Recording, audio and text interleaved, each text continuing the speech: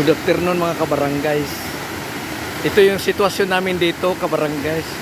Kahihintulan ng ulan na sobrang napakalakas.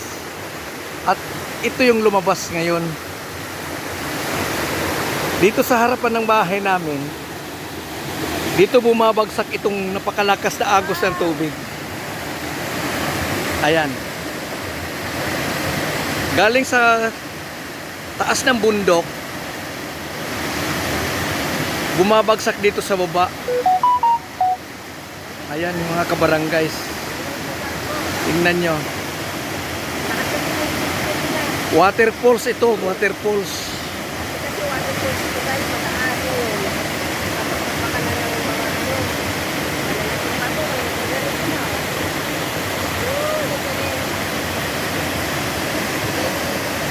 Ayan. Sigurado mga kabarangays, pagka lulublob ka dyan, siguradong populutin ka doon sa bayan.